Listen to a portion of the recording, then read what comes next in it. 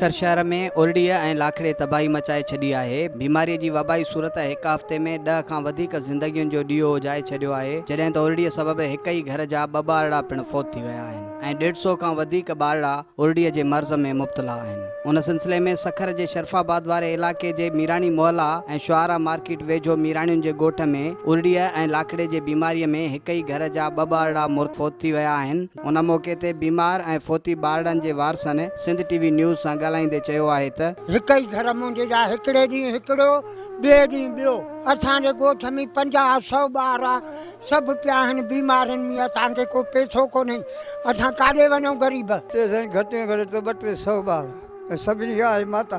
असांजे घर जा घटि में घटि बि 12-14 ॿार चाकूं आहिनि हिकिड़े घर में। इलाज कराए कराए थकाऊं मां अस्पताल में खणी वियो त 30-40 हज़ार ख़र्च कयो, आख़िर पैसो खुटियो कढी आहे।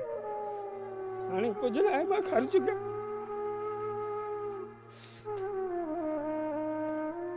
अनु बि खपाए छॾियो। छहनी के बाबा असां टुकाए बस असांजो हज़ूरो गुम थी विया।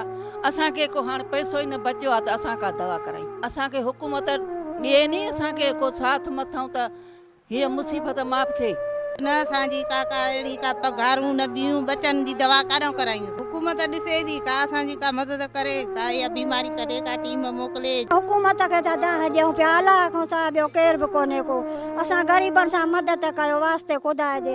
हे ॾिसो सा असांजा ॿार आहिनि, असांजो जेको बि पंहिंजो सॼो वेड़ो आहे, सॼे वेड़े में असांजा 5 आहिनि त 5 ई पिया आहिनि, 6 आहिनि त 6 ई पिया आहिनि। असांजो ॿार थी माता बि उरड़ी 2 माता हुन में निकितियूं।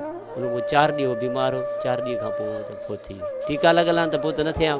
टीका लॻण जो माना कोई बि अहिड़ो कोई थर थियो ई न जंहिंमें टीका लॻा। सरकारी अस्पतालनि जी हालत इहा आहे त मरीज़ अचण खां पोइ उहा ख़बर नाहे हूंदी त मरीज़ ठीकु थी घर बि वेंदो या न। डॉक्टर किथे आहिनि उहा ख़बर न मरीज़नि खे हूंदी आहे न ई अस्पताल जे अमले खे। बीमारीअ में मुब्तला ॿारड़नि जो सरकारी अस्पतालनि में फौत थियण खां पोइ बीमार ॿारड़नि जे वारसनि ख़ानगी अस्पतालनि जो रुख़ कयो आहे, पर उते बि डॉक्टरनि जे फीस वारसनि जी चेल चिबी करे छॾी आहे। जेकॾहिं बीमारीअ में वरतल ॿारड़नि जो वक़्त सिर इलाज न थियो त केतिरियुनि ई ज़िंदगियुनि जो ॾींहों वक़्त खां अॻु उजामी सघे थो। सखर शहर जे भर में शरफाबाद वारे इलाइक़े में ओरडीअ तबाही मचाए छॾी आहे। 10 खां वधीक ॿार जेके आहिनि उहे फौत थी चुका आहिनि हींअर ताईं, ऐं 100 खां वधीक ॿार जेके आहिनि ओरडीअ जे मर्ज़ में मुब्तला आहिनि।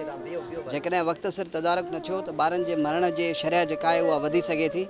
कैमरामैन शिराज सुमरो सां गॾु नज़ाकत जतोई, सिंध टीवी न्यूज़ सखर।